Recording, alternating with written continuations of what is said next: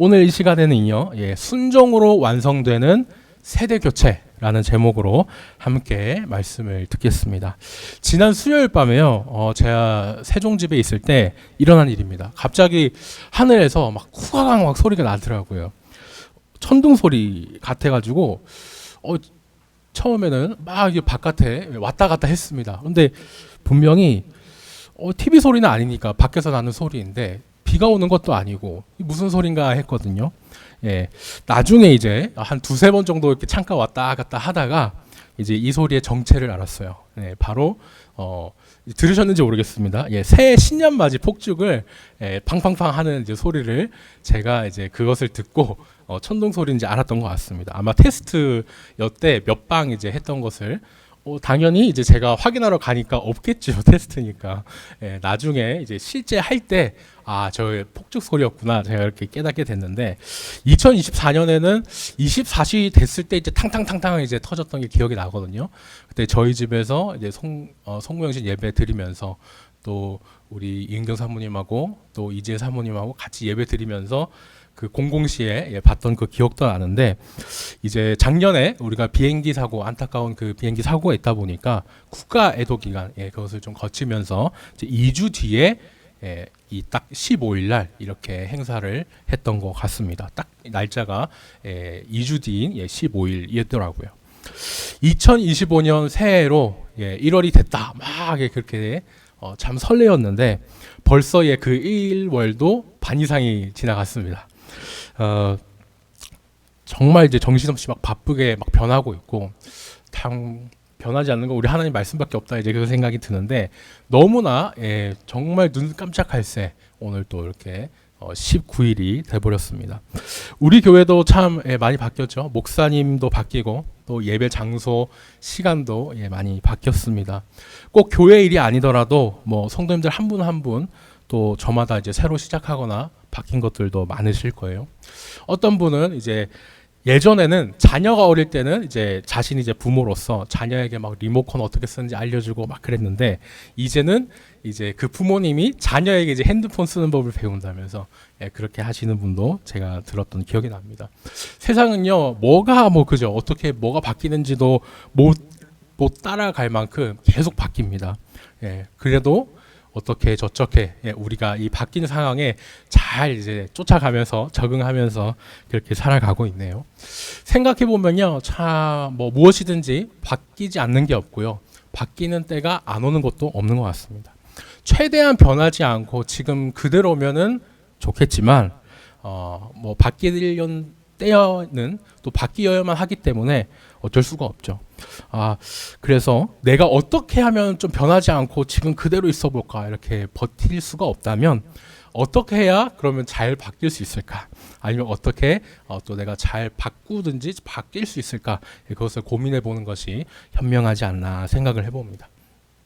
운동회를 할 때요, 그 주자 여러 명을 뽑아서 하는 달리기가 있죠. 이 이어 달리기가 있습니다. 그런데 이 이어 달리기 할 때마다 많은 실수가 일어나요. 먼저 달리는 사람이 이제 열심히 달리다가 이제 다음 달릴 사람에게 이 바통을 잘 이렇게 넘겨줘야 됩니다. 그런데 타이밍을 못 맞춰서 아니면 미끄러워서 막 떨어뜨려 가지고 제대로 전달이 되지 않는 일이 많이 생깁니다. 그 순간의 실수, 이 건네지우는 이 순간의 실수 때문에 잘 달려놓고 앞에 잘 달려놓고 이렇게 아쉽게 지고는 하죠. 이런 이어 달리기를 아마 제일 잘하는 분들이 우리 대한민국에서는 아마 쇼트트랙 국가 선수들이 아닐까 생각을 합니다. 이 달리기를 보면요, 첫 번째 선수는 딱 정지할 때부터 맨 처음부터 출발해서 참 고생을 해서 열심히 이제 속도를 내요. 그렇지만 그 다음 선수는 좀 다릅니다. 다음 선수는 첫 번째 선수가 열심히 그 쌓아놓은 힘과 속도 그것들을 그대로 받아서 이어 달리게 되죠. 앞 사람이 열심히 달린 것이 전혀 쓸모없지 않습니다. 오히려 내가 열심히 첫 사람이 열심히 달린 만큼 그것을 이렇게 딱 밀어줘 가지고 다음 사람에게 딱 넘겨주잖아요. 그래서 뒷사람은 앞사람보다는, 그러니까 다음으로 출발하는 사람은 먼저 출발하는 사람보다도 좀 편하면서 또 빠르게 그렇게 나아가게 됩니다. 제가 조금 이제 쉽게 설명하기 위해서 이어달리기로 표현을 했지만 이렇게 전 세대의 일을 다음 세대가 이어받는 일이 오늘 저희가 읽은 여호수아에도 많이 일어나고 있죠. 여호수아가 이제 딱 모세의 일을 이어받은 다음 이 세대 리더지 않겠습니까?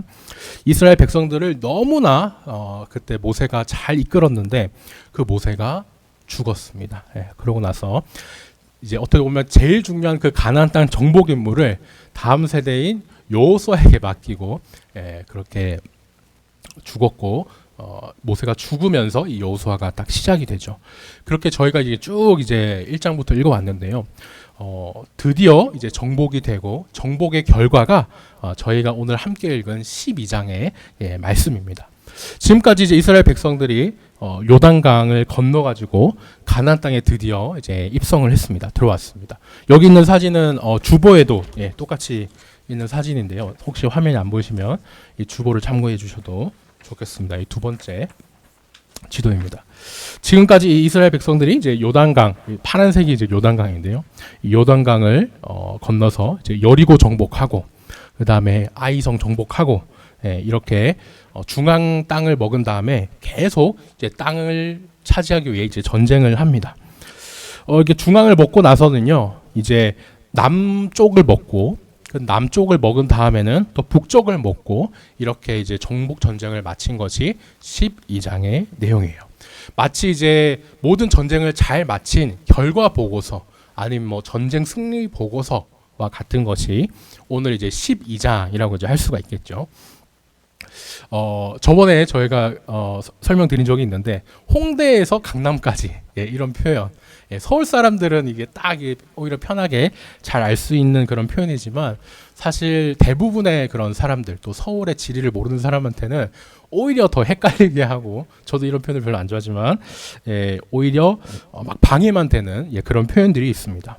저희가 오늘 같이 말씀을 읽을 때도 엄청 무슨 발음 테스트 하는 것도 아닌데 막 혀가 꼬이고 막 헷갈리고 그런 지명들 엄청 많이 이제 나왔지 않습니까? 이게 오늘 우리가 어디까지 정복을 했고 뭐 어떤 왕을 우리가 이겼고 그런 결과 보고서다 보니까 이게 엄청 정확하게 이제 이스라엘 사람 중심으로 적다 보니까 한국 사람인 우리에게는 엄청 좀 발음하기 어려운 것들도 많이 나오고 더 막 뭐가 어디 있는지 모를 정도로 정신없게 그렇게 나왔던 것 같습니다. 그런데 뭐 요즘에는 뭐 서울의 지도 이런 걸 모른다 하더라도 스마트폰으로 지도를 찾아서 잘 볼 수 있잖아요. 뭐 홍대에서 강남까지 거리 이런 것도 뭐 검색하면 아니면 컴퓨터 지도 이런 걸로 다 찾을 수 있습니다.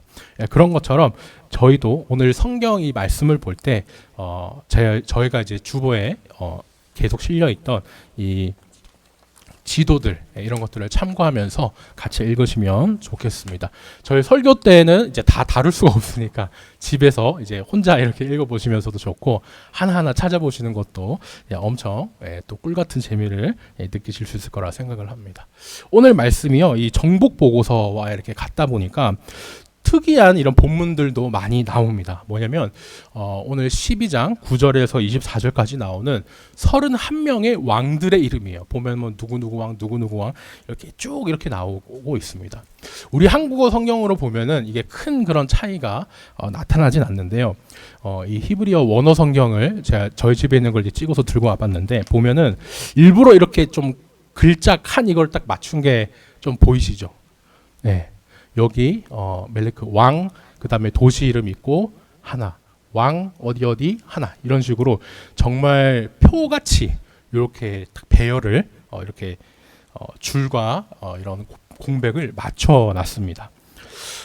당시에는 뭐 자를 대고 표를 그리거나 이런 게 있을 수가 없잖아요. 그래서 당시 이제 표 대신 이런 장치를 해뒀다라고 생각해 주시면 좋겠는데 이제 전쟁 승리 보고서에 표를 넣어놨다 이렇게 생각하셔도 좋을 것 같습니다.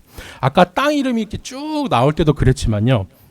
이렇게 사람 이름이 쭉 나오는 본문이 오늘 저희가 함께 살펴볼 12장 본문인데 이런 본문을 보고 참 많은 고민을 하세요. 뭐냐, 아니 그냥 사람 이름 쭉 있고 땅 이름 쭉 있는 여기서 우리가 이걸 어떻게 은혜를 받아야 되는가? 예, 그 고민을 이제 많이 하시죠. 어떤 분은요, 전도해가지고 이제 새 신자를 데리고 오셨는데 하필 그 주 교회 본문이 족보였대요. 예, 그러니까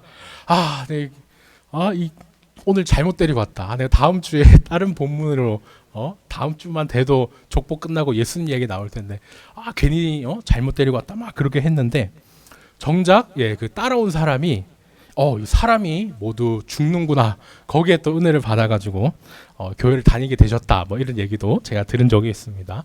뭐 어떻게 은혜 받든 참 많은 유익이 있지만요.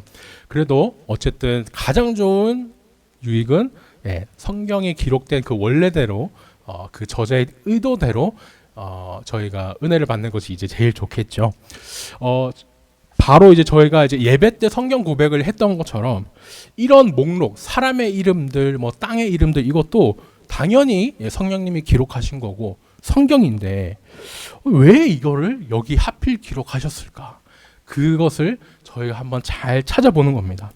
웬 보고서 아니면 웬 표가 여기 갑자기 들어있나 막 이렇게 싶지만 분명히 기록하신 이유가 있겠죠. 이런 상황에서는 어떻게 은혜를 받느냐? 이것 자체를 보기도 하겠지만 앞에는 어떻게 되어 있고 또 뒤에는 어떤 식으로 내용이 되어 있는가? 그 흐름을 보시면 왜 하나님이 여기에 딱 이런 표나 사람 인물이나 이런 것을 기록해 놓으셨는지를 저희가 잘 파악할 수 있고 저자의 그 뜻을 잘 알아서 은혜를 받을 수 있게 되겠습니다. 아니 목사님 그거는 알겠는데 이거 앞뒤에 그 많은 거 우리가 어떻게 다 읽습니까? 너무 바쁜데요. 이렇게 생각하실 수도 있습니다. 그래서 저희가 또 단락 요약 이런 거를 또 주보에 실어 놓잖아요. 이런 개요 이런 것도 참고해 보셔도 되고 묵상책을 저희가 매일매일 그 본문의 해설이나 이런 거 같이 있기 때문에 저희가 늘 함께하는 묵상책을 활용하셔도 좋겠습니다. 근데 일단 오늘 설교 말씀에서는요 우리 또 시간 제한이 있기 때문에 제가 짧게 좀 앞과 뒤 내용을 요약해서 오늘 어쨌든 또 우리에게 주신 이 본문 말씀을 가지고 함께 은혜를 받아보려고 합니다. 지도를 제가 약간 이제 다 담기 위해서 약간 이제 찌그렸지만 여기 가져왔거든요. 지금 맨 처음 이제 이스라엘 백성들이 이 가나안 땅 중간 부분, 여리고성과 아이성을 정복하면서 여기 중간 부분을 이제 정복을 했습니다. 이제 모세가 죽고 나서 여호수아가 리더가 되면서 강 건너와서 이제 그렇게 이제 한 것인데 지금 이제 가나안 땅 이 중앙을 딱 먹었어요. 이 소문이 이제 주변에 퍼지기 시작을 합니다. 그러면서 이제 그 기브온이 이제 겁이 나기 시작하는 거예요. 너무 이 이스라엘 백성들이 대단하고 또 하나님이 함께 하신다는 걸 아니까 자기네들 나라도 정복당할 수 있거든요. 그래서 잽싸게 이 이스라엘에게 찾아가서 동맹을 맺습니다. 이건 이제 제가 앞에 내용을 이제 정리해서 쭉 이제 말씀을 드리는 거예요. 그 과정 중에 이제 뭐 속이고 뭐 이런 여러 문제가 있긴 했지만 어쨌든 이제 이스라엘과 결국 기브온이 한 편이 돼요. 동맹군이 최초의 동맹군이 같은 편이 이제 생기게 됩니다. 그런데 이 같은 편이 됐다. 이스라엘이랑 그 다음에 기브온이랑 동맹을 맺었다더라. 한 편이 됐다더라. 이 소문이 또 이 가나안 땅에 쫙 퍼져요. 기브온은요 가나안 이 나라들 중에서도 가장 힘있고 그래도 가장 잘 나가는 그런 나라 중 하나였습니다. 그래봤자 도시국가긴 하지만 가나안 나머지 왕들이 생각했을 때는 이게 엄청난 일이었던 거예요. 만약에 그러니까 가나안의 나머지 왕들이 기브온에게 말하기를 야 기브온아 너는 우리랑 같은 가나안 나라잖아. 그러면 우리 중에 네가 제일 센데 우리랑 같이 싸워줘야지. 네가 오히려 이스라엘 편에 붙으면 어떡하니? 이러면서 이제 기브온을 배신자로 여겼습니다. 그러면서 이스라엘과 이제 기브온의 동맹에 이제 맞서기 위해서 자기네들이 연합군을 만들어요. 그러니까 이스라엘 기브온 연합군이 있으면 나머지 가나안 모든 이 나라들이 이제 싸우기 위해 또 다른 연합을 맺었다 생각하시면 좋겠습니다. 근데 뭐 하나님이 함께 하시는데 도저히 뭐 이스라엘을 이길 수가 없죠. 이미 이 중앙은 이제 차지했기 때문에 이제 10장에서는 여기 가나안 남쪽을 이렇게 먹고요. 그 다음에 11장에서는 가나안 북쪽을 이렇게 또 정복을 하게 됩니다. 당시 이제 이 가나안 땅들이 애굽같이 큰 나라처럼 이렇게 막 되어 있지가 않아요. 이거는 여호수아가 정복하고 나서 지파들에게 땅을 분배한 것이지, 이것은 지금 가나안 그 지도는 아니, 그 가나안 뭐 왕 아니면 가나안 도시 어디 있고 그 지도는 이제 아닙니다. 한 나라로 크게 있던 것이 아니라 도시로 막 이제 찢어져 있고요. 정말 옛날 이제 중국에 가기 전에 홍콩, 싱가포르처럼 한 도시가 그냥 하나의 작은 나라, 그 역할을 했습니다.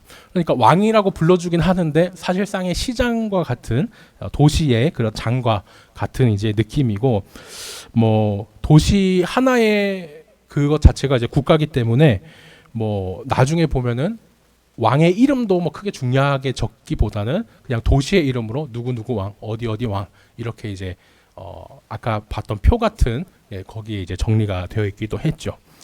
그 나라 왕에서는 왕으로 정말 떵떵거리면서 그렇게 살았을 텐데, 쥐락펴락하면서 다 했을 텐데, 결국에는 표 한 칸에 이게 조그맣게 남아서 이름조차도 이렇게 남지 않은 이런 좀 최후의 모습을 저희가 보게 됩니다. 그때 이제 정복한 도시들과 왕, 이것이 저희 오늘 말씀에 나오는 이 31명의 사람 이름이 아니고 그 왕들의 목록으로 이제 정리가 되어 있죠. 이스라엘이 이제 남쪽을 이제 정복을 하고요, 북쪽을 이제 정복을 하는데, 남쪽을 정복할 때는 예루살렘 왕, 제가 여기 표기를 해놨는데 예루살렘 왕이 아도니세덱이라는 이름이었는데, 이 사람이 남쪽 연합군 리더를 맡아서 남쪽 이 전쟁을 하게 됩니다. 이스라엘 수도가 예루살렘인데 왜 예루살렘이랑 싸웠지 생각할 수도 있지만, 이때는 아직 예루살렘이 수도가 되기 전이죠. 예루살렘이 수도가 되는 건 다윗 때 돼야 이스라엘의 수도가 되는 것이지, 여기서는 그냥 땅 이름으로서만 예루살렘이기 때문에 그냥 그렇게 이름만 같다, 다른 지역만 같고 이름만 같은 다른 나라다, 이렇게 생각해 주시면 좋겠습니다. 그러고 나서 이제 북쪽을 싸우는데, 북쪽 연합군의 리더는 이제 하솔 왕, 하솔이라는 그 도시 국가의 왕인 야빈이라는 왕이 맡았습니다. 갈릴리 호수 약간 13km 정도 위에 있는 곳인데, 이 사람도 똑같아요. 19절에 보면은 자기 이름은 없고 그냥 수많은 도시의 그 왕들과 함께 왕 어디 도시에 누구 하나, 이런 식으로 정말 칸 하나만 초라하게 차지해가지고 그렇게 남아 있습니다. 저희도 이렇게 막 이렇게 지도를 따라가면서 보시면은, 야, 이거 정말 하나님이 약속하신 대로 어느 정도까지 이 땅을 정말 주셨구나, 이 왕들을 다 무찌르게 하셨구나, 이렇게 저희가 느낄 수가 있습니다. 근데 오늘 말씀은요, 그것보다 더 좀 강조하고 싶은 것이 있어요. 뭐냐면 이 모세가 죽으면서 여호수아에게 맡겼던 일들이 이제 시작이 되는데, 오늘 말씀 이제 전후로 모세가 좀 많이 또 등장을 하게 됩니다. 12장 말씀 전에 이제 11장이 있죠. 여기서 하나님이 계속 나오는 내용이, 하나님이 모세를 통해 명령하신 것을 여호수아가 그대로 했다. 이 말, 그리고 비슷한 내용이 계속 나옵니다. 여호수아가 하나님께서 모세에게 명령하신 대로 하니까 막 이렇게 쭉 내용이 나오고, 이제 그 결과가 어떻게 됐냐? 23절에서 하나님 말씀대로 하니까 하나님 말씀하신 대로 다 이루어지더라. 온 땅을 점령하여 전쟁이 그쳤다. 이렇게 12장에 그런 나올, 그다음에 전쟁의 승리 보고서가 이 모세를 통해 들은 하나님 말씀을 듣고 순종한 결과라는 것, 그것을 가장 중요하게 좀 얘기를 말씀을 해주고 있습니다. 근데 이제 거기서 이제 더 나아가 가지고요, 오늘 이제 12장 전쟁 승리 보고서에서는 이 여호수아가 정복한 땅 이렇게만 얘기를 하지 않습니다. 오히려 1절부터 보면요, 잊은 거 아니지 하면서 모세가 정복했던 땅이 나와요. 여호수아가 정복한 그 내용을 앞서 열심히 말했는데, 갑자기 모세가 정복했던 땅 이야기가 나옵니다. 사실요, 지금까지 열심히 이제 여호수아에서 가나안 서쪽을 정복한 그 이야기가 나왔는데 그 전에 이미 모세를 통해 정복된 땅들이 있었어요. 예, 바로 이 나비처럼 이제 두 날개 이렇게 이제 찢어져 있다고 한다면 요쪽 요단강 서쪽 여기가 여호수아가 점령한 땅이고 요단강 건너기 전에 동쪽이죠. 예, 여기가 모세 때 미리 점령을 했던 그 지역입니다. 모세가 좀 미리 준비를 잘 해준 덕분에 이때 미리 점령을 해준 덕분에 여호수아 전에 이미 신명기에서 이제 이 땅을 차지를 했었죠. 하나님 말씀뿐만 아니라 이제 여호수아가 이 서쪽 땅을 잘 정복할 수 있게 이 동쪽 땅까지 미리 준비를 해놨던 것이겠습니다. 모세의 유산 이렇게도 얘기를 할 수 있겠죠. 이 모세의 수고가 있었는데 이것을 여호수아가 그 유산으로 잘 받아가지고 아까 그 쇼트트랙에서 첫째 사람이 이제 다음 사람을 열심히 이제 밀어줘서 둘째 사람이 좀 수월하게 출발했던 것처럼 모세가 이 요단강 동쪽을 잘 정복을 해놨기 때문에 여호수아가 반편 그러니까 마지막을 완성을 한 것이죠. 여호수아가 이 서쪽을 잘 정복을 할 수 있었습니다. 하나님 말씀에 이제 잘 또 순종을 하면서 하나님 말씀 이루고 또 그 세대 교체도 순종으로 완성했다. 이렇게 얘기를 할 수 있겠죠. 여호수아는요, 이제 총 24장까지 있습니다. 1장부터 24장까지 있는데 성경이 기록될 때 당시에는 장별 구분이 없었잖아요. 그래서 정확히 장으로 이렇게 뭐 절로 구분하는 것이 큰 의미가 없기는 합니다. 근데 저희가 양으로는 이게 얼추 맞거든요. 양으로는 어느 정도 탁탁탁탁 이렇게 분량으로 나누다 보면 이 여호수아가 딱 반으로 나뉘어지는데 이 장과 또 같이 떨어지게 됩니다. 의도적으로 어떻게 전반부, 후반부 이렇게 나눠서 여호수아를 쓴 거였어요. 여호수아 이제 1장에서 12장까지는 저희가 읽은 12장 여기까지는 전반부로 가나안 땅을 이제 정복한 이야기입니다. 나머지 이제 13장, 24장은 이제 후반부로 그 땅을 이제 먹기만 한 게 아니라 이후에 이제 나눠도 줘야 되고 그다음에 거기 정착을 해서 살아야 되고 또 거기에 살고 있던 나머지 이제 가난한 사람들을 또 쫓아도 내야 되고 그런 여러 가지 일들이 또 남아 있고 담긴 것이 저희가 이제 이후에 계속 살펴볼 후반부 이야기라고 하겠어요. 여호수아가 이제 12장 오늘 저희 12장을 기점으로 이 전반부, 후반부 또 이렇게 나뉜다면 또 12장 중에서도 오늘 그 중간에 해당하는 6절에서 8절이 또 순종에서 완성으로 넘어가는 완성이 되는 그 세대 교체를 보여주고 있습니다. 제가 표시를 이제 해놨는데요. 여호수아 12장 6절에서 7절, 8절 이렇게 보시면 비슷한 단어들이 막 이제 여러 가지 나오지만 제가 함께 또 정리해 보면 이스라엘 자손들에게 뭐 지파 이야기 뭐 이런 것도 쭉 나오면서 비슷한 얘기를 하는 와중에 6절에 이제 모세가 당시에 이제 정복했던 동쪽 땅을 이제 이스라엘 백성들에게 나눠줬다 이 얘기를 합니다. 기업으로 나눠줬다고 합니다. 자, 그 다음에 이제 7절에 똑같이 여호수아도 이스라엘 백성들에게 그 정복한 서쪽 땅을 모세는 동쪽이었는데 여호수아는 이제 서쪽 땅을 이렇게 소유로 나눠줬다고 그래요. 네, 기업으로 주었더라, 소유로 주었더라. 목사님 이거 다른 거 아닙니까? 할 수 있는데 원어로 보면은 똑같은 말로 되어 있어요. 기업, 소유, 똑같은 말로 되어 있습니다. 그러니까 일부러 이 성경의 저자가 모세 얘기하고 여호수아 얘기하고 딱 이어지는 이 세대 교체의 순간이랄까요? 모세가 처음 시작했던 것을 여호수아가 이어받아서 완성하는 이 모습을 보여주고 있습니다. 모세가 했던 일을 이제 여호수아가 똑같이 했죠. 또 하나님 말씀을 따르는 것도 똑같았는데 하나님 말씀대로 이루어졌던 것도 똑같았습니다. 세대 교체가 이루어진 거죠. 12장에 이제 쭉 이제 전쟁 승리 보고서를 보면요, 모든 것이 이제 요약되어 있습니다. 그래서 정말 모든 것이 단기간에 그냥 확 이루어진 것 같이 이렇게 느껴지어요. 원래 보고서 보면 다 그렇죠. 얼마나 고생했는지는 안 나타 있고 결과만 딱 나와 있으니까. 그런데 이 일이요 참 쉬웠던 건 아닙니다.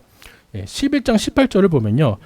그 싸움이 얼마나 오래 갔는지, 그러니까 얼마나 오랫동안 싸웠는지, 또 순종으로 완성하는데 얼마나 그 긴 시간이 걸렸는지, 그래서 저희가 알 수 있어요.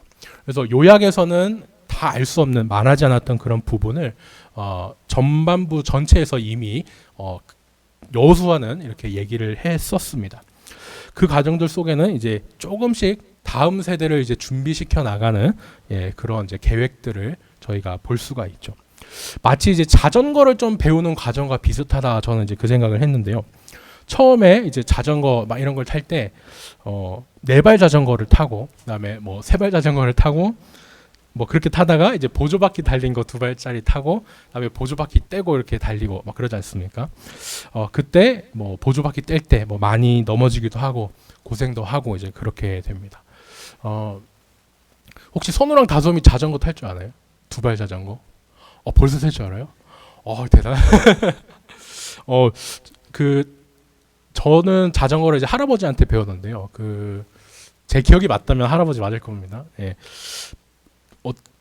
대부분 아마 비슷한 것 같아요. 뭐냐면 이제 자녀가 딱 자전거에 앉아 있으면 부모님이 이제 자전거를 뒤에서 이렇게 딱 잡아주잖아요. 잡아주면서 보조바퀴를 뗄 때, 그러면은 처음에는 이제 부모님이 잡아주는 그 힘으로 달려갑니다.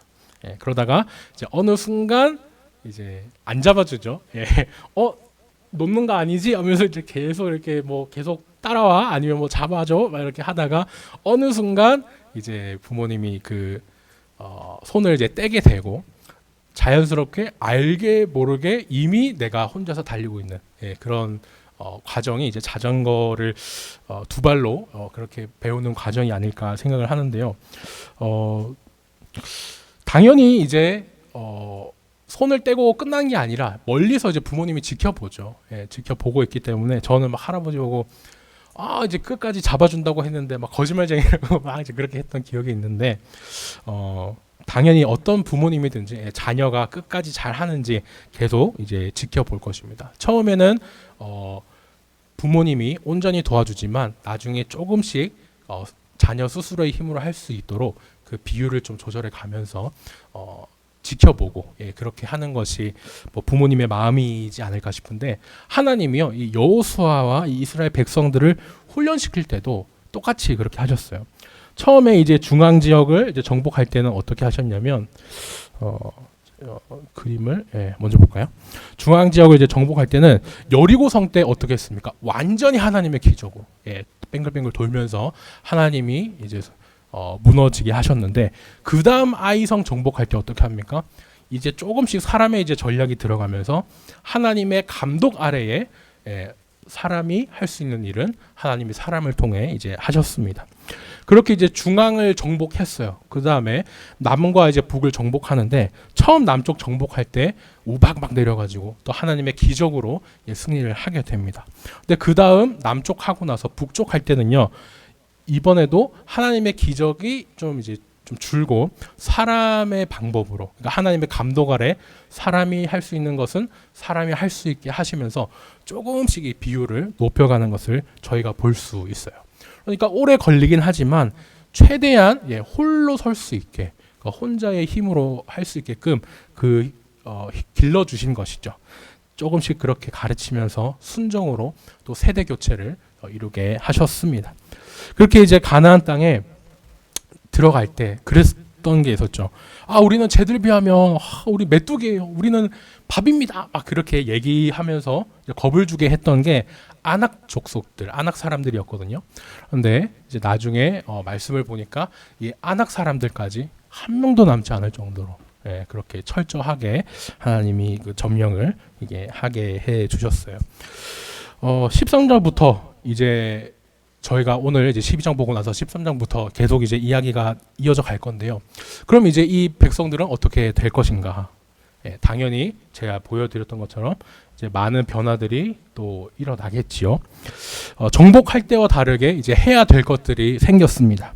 땅을 얻기만 했지, 싸우면서 이제 점령하기만 했지, 이제는 이제 남아 있는 가난한 사람들을 쫓아내야겠죠. 그다음에 땅도 분배하면서 정착도 해야 되고, 뭐 그 과정 중에 당연히 이제 땅을 나누는 재산을 나누는 과정 중에 갈등도 생기고요. 그다음에 뭐 얼마나 또 많은 할 일이 있었는지 저희가 또 아직까지 전반부 못지않게 후반부도 양이 있게 되는 것을 확인하게 됩니다. 저희가 이제 나머지 이제 13장, 24장은 또 순서를 따라 묵상하면서 계속 살펴보려고 합니다. 오늘 말씀을 이제 정리하겠습니다. 오늘 말씀 제목은요, 순종으로 완성되는 세대 교체였습니다. 여기 모세가 있고 이제 여호수아가 다 이렇게 있는데 1월이 반 이상 이제 넘어갔죠. 2025년이 바뀐 게 조금씩 이제 저도 이제 실감이 나는 것 같습니다.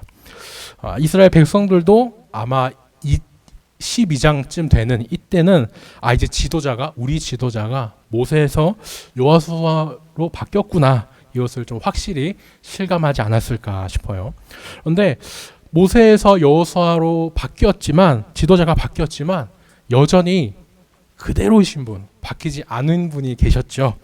바로 하나님이셨습니다.